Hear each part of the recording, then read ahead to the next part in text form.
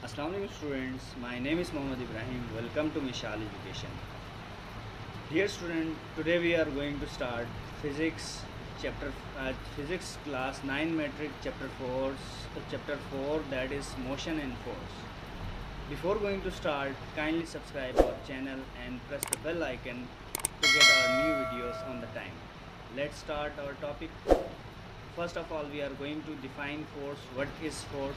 Force is an agent which change or tends to change the state of the body.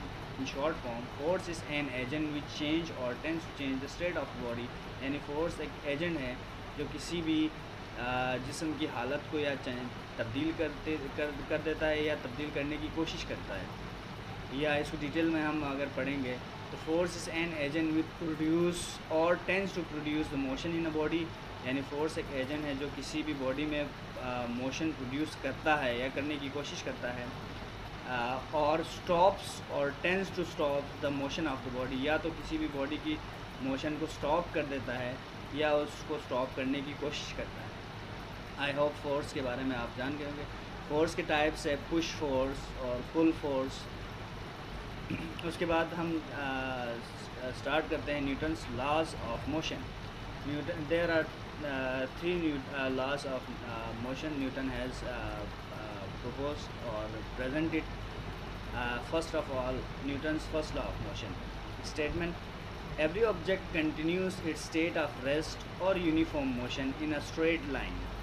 Her body जो है, हर object अपनी जो है, अगर वो रेस्ट में हो तो रेस्ट में रहना चाहेंगी, अगर वो यूनिफॉर्म मोशन स्ट्रेट लाइन में ट्रेवल कर रही है तो वो यूनिफॉर्म मोशन में रहना चाहेंगी, अनलेस जब तक it is act upon by an external force to change its state, जब तक कोई बैरूनी फोर्स इसको जो है उसकी अपनी स्टेट को चेंज करने पर मजबूर ना करे। यानी इन सिंपल वर्ड्स कि हर बॉडी, अगर कोई बॉडी रेस्ट में है तो वो चाहेगी हमेशा रेस्ट में रहे, और अगर वो मोशन में हो तो वो चाहेगी हमेशा मोशन में रहे। कब तक? जब तक कोई बाहर की फोर्स, एक्सटर्नल फोर्स उसको जो है रेस्ट में हो तो मोशन में ना लाए, अगर मोशन में हो तो रेस्ट में ना लाए।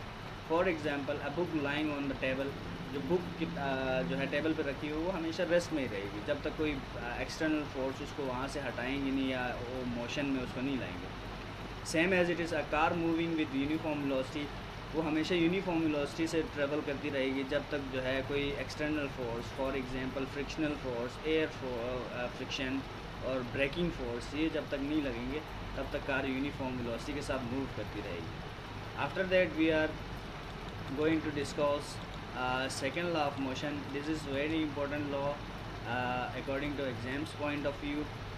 And Newton's second law of motion statement: when a force act on an object, जब किसी ऑब्जेक्ट के ऊपर फोर्स एक्ट होती है, फोर्स लगता है, it produces acceleration in the object। ये जो है मतलब ऑब्जेक्ट की जो है वेलोसिटी को चेंज कर देती है। Acceleration produce means change in velocity कर देती है इन इट्स ऑन डायरेक्शन। जिस डायरेक्शन में फोर्स लगता है उसी डायरेक्शन में जो एक्सेलरेशन प्रोड्यूस हो जाती है। This acceleration is directly proportional to magnitude of force. ये जो एक्सेलरेशन है वो फोर्स के डायरेक्टली प्रोपोर्शनल है। मींस कि जितना फोर्स ज़्यादा होगा उतना एक्सेलरेशन भी ज़्यादा होगा। And inversely proportional to mass of the body, यानी जितना जो है मास ऑफ बॉडी ज़्यादा होगा उतना एक्सेलरेशन कम होगा, और जितना मास ऑफ बॉडी कम होगा उतना एक्सेलरेशन, अगर मास ऑफ बॉडी ज़्यादा होगा तो एक्सेलरेशन कम होगा, यानी इन्वर्सली प्रोपोर्शनल। अब इस स्टेटमेंट को जो है एक्सप्लेन करेंगे। Explanation: when force F act on a body of mass m, और let's suppose F is the force acting on the body of mass m, it produce acceleration A in the body.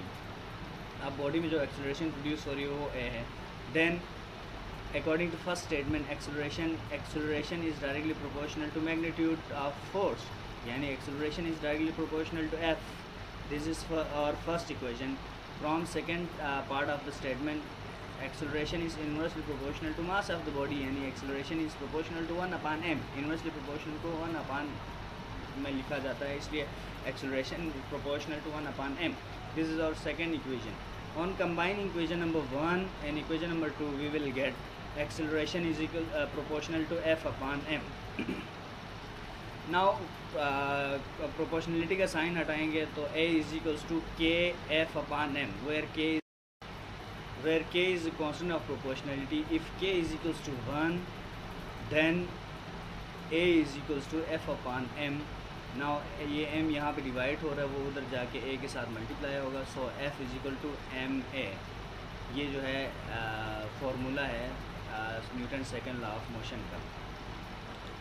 Now unit of force is kilogram metre per second square, which is known as Newton.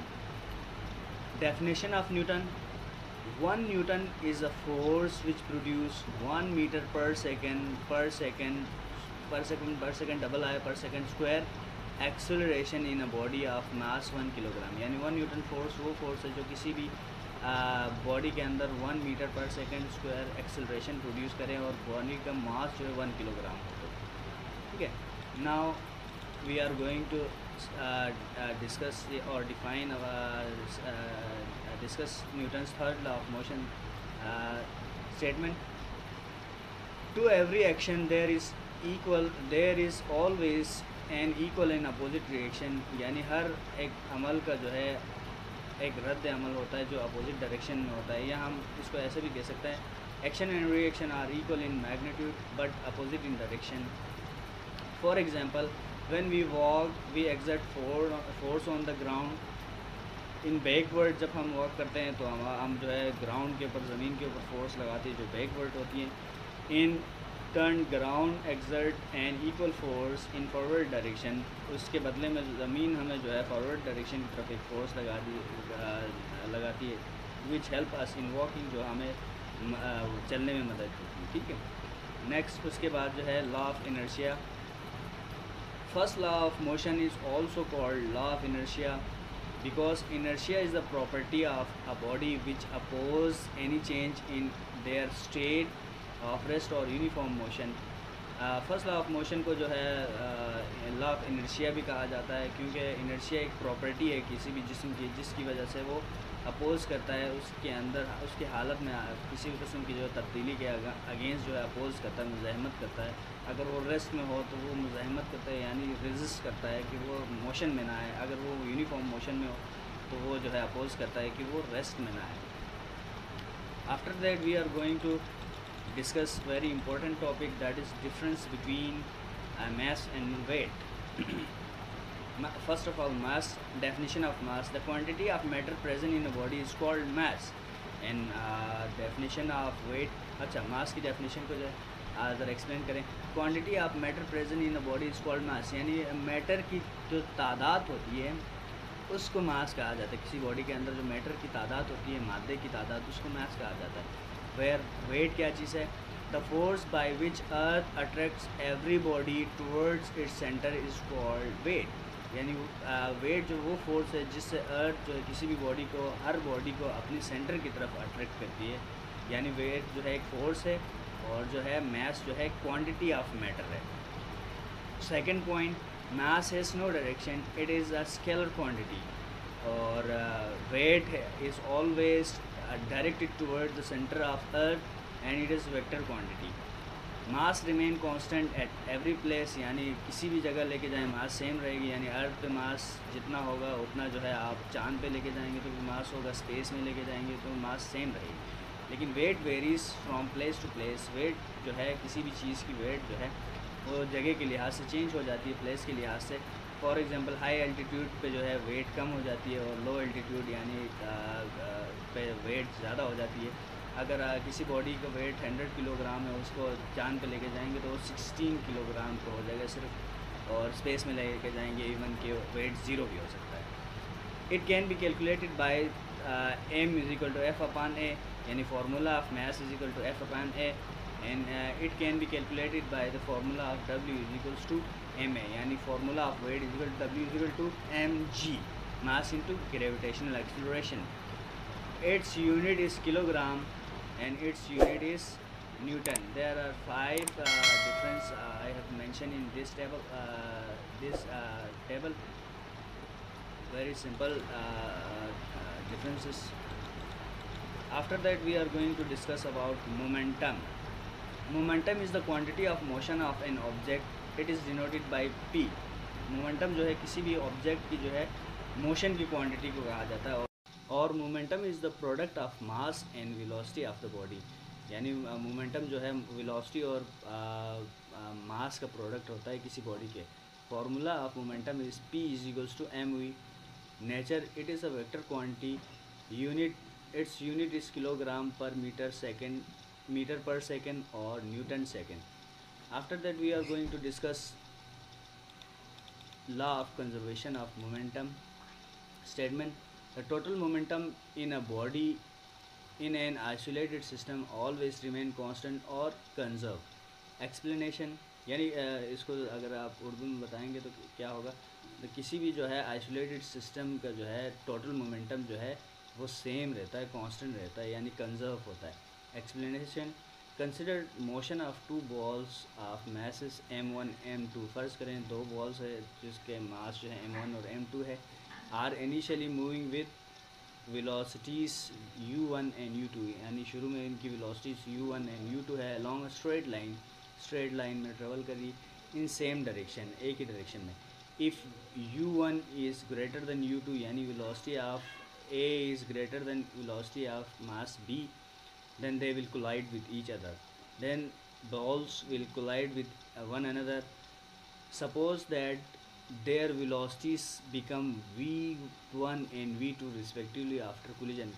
फ़र्ज़ करें collision के बाद जो है इनकी velocities u1 u2 से change होके v1 v2 हो जाएगा। अब क्या आएगा, the total momentum before collision, collision से पहले मोमेंटम जो है m1 u1 plus m2 u2 system का रहेगा। आफ्टर कोलिजन क्या होगा, m1 v1 plus m2 v2 हो जाएगा। अब according to law of conservation of momentum, the total momentum of the ball before collision should be equal to total momentum of the ball after collision, यानी m1 u1 plus m2 u2 will be equal to m1 v1 plus m2 v2। उसके बाद जो है हम पढ़ेंगे friction. What is friction? The friction is the force of a surface which oppose the motion of body is called friction. ये एक force है जो सरफेस के दरमियान आता है जब एक बॉडी जो है दूसरी बॉडी के सरफेस के ऊपर मूव करती है, या the opposing force arises between the surface of two bodies when they slide against each other। जब दो बॉडीज़ एक दूसरे के ऊपर स्लाइड करते हैं तो उनके सरफेस के दरमियान एक अपोजिंग फोर्स, एक रेजिस्टिव फोर्स आ जाती है, उसको फ्रिक्शनल फोर्स कहा जाता है। अब types of frictional force given है, स्टैटिक फ्रिक्शन, उसके बाद रोलिंग फ्रिक्शन और स्लाइडिंग फ्रिक्शन। इसमें स्टैटिक फ्रिक्शन के बाद आई थिंक डायनेमिक फ्रिक्शन आ जानी चाहिए थी। स्टैटिक फ्रिक्शन वो फ्रिक्शन होती है जब बॉडी रेस्ट पे होती है तो स्टैटिक फ्रिक्शन कहा जाता है, और डायनेमिक फ्रिक्शन वो सारे फ्रिक्शन जो बॉडी मूवमेंट में होती है उसको डायनेमिक फ्रिक्शन कहा जाता है। तो चलें स्टार्ट करते हैं, डिस्कस करते हैं व्हाट इज़ स्टैटिक फ्रिक्शन। अच्छा, the resisting force between two surface before the motion start is called static friction, यानी वो रेजिस्टिंग फोर्स जो दो सरफेस के दरमियान मौजूद होती है जब बॉडी जो है मोशन स्टार्ट करने से, बॉडी की मोशन स्टार्ट होने से पहले जो होती है, मतलब बॉडी रेस्ट में हो तो इस सरफेस के दरमियान जो रेजिस्टिव फोर्स होती है उसको स्टैटिक फ्रिक्शन कहा जाता है। अब डायनेमिक फ्रिक्शन आप इसी को बना सकते हैं, the resistive force between two surface when body is moving against the surface each other, ये भी कह सकते हैं। उसके बाद स्लाइडिंग फ्रिक्शन। अब जो मोशन के टाइप होते हैं, मोशन ये होता है कि बॉडी एक दूसरे के ऊपर स्लाइड हो रही हो या एक बॉडी दूसरे के ऊपर रोल्ड और हो रही हो, तो इनके टाइप से sliding friction. This is the frictional friction produce by sliding surface of two objects और ईच अदर। जब दो ऑब्जेक्ट्स एक दूसरे के ऊपर स्लाइड करते हैं यानी रगड़ खाते हैं तो इस वजह से जो फ्रिक्शन प्रोड्यूस हो जाती है उसको स्लाइडिंग फ्रिक्शन कहा जाते हैं। उसके बाद rolling friction, when spherical body like ball, wheel, etc. roll on the surface, then the force exerted on is called rolling friction। फ़र्ज़ करें कुछ spherical bodies like ball और wheel वगैरह जब एक सरफेस के ऊपर रोल कर जाते हैं तो जो फ्रिक्शनल फोर्स इनके सरफेस के दरमियान आ जाती है उसको जो है रोलिंग फ्रिक्शन कहा जाता है। उसके बाद है limiting friction. Limiting friction the maximum friction produce in a surface to stop the motion of the body is called limiting friction. वो मैक्सिमम फ्रिक्शन जो किसी बॉडी को की मोशन को रोकने के लिए ज़रूरत पड़ती है उसको लिमिटिंग फ्रिक्शन कहा जाता है. For example when you brake, अगर आप गाड़ी को ब्रेक लगाती हैं तो आपकी गाड़ी के टायर रुक जाती है और वो जो है रोड के साथ स्लाइड करने लगती है. अब एक टाइम आता है, फ्रिक्शन बढ़ते बढ़ते एक टाइम आता है कि गाड़ी रुक जाती है. उस मैक्सिमम फ्रिक्शन को जो है लिमिटिंग फ्रिक्शन कहा जाता है. अब mathematical expression, mathematically experimentally the limiting friction f s is found to be directly proportional to the weight of the body और द नॉर्मल रिएक्शन फोर्स. ये जो है एक्सपेरिमेंटली जो स्टैटिक फ्रिक्शन होता है वो किसी भी बॉडी के जो है वेट के ऊपर डायरेक्टली प्रोपोर्शनल होता है. जितना वेट ज़्यादा होता है उतना फ्रिक्शन, स्टैटिक फ्रिक्शन ज़्यादा होता है. और वेट जो है वो नॉर्मल रिएक्शन के बराबर होता है. नॉर्मल रिएक्शन वो फोर्स होता है जो वेट के अगेंस्ट ग्राउंड किसी बॉडी के ऊपर लगाते हैं उसके बराबर है. यानी वेट और रिएक्शन फोर्स बराबर होता है. तो static friction is also proportional to reaction force. और प्रोपोर्शनलिटी के साइन हटाएंगे तो एफ एस यानी static friction is equals to mu r, where mu is constant of proportionality and is called coefficient of friction. Now we are going to discuss about advantages and disadvantages of friction. Friction sometimes is useful and sometimes it has some disadvantages or drawbacks. We are going to discuss about them. Friction is very useful in our daily life. For example, friction help us in walking. उसके अलावा friction help the cars or vehicles to stop their motion. और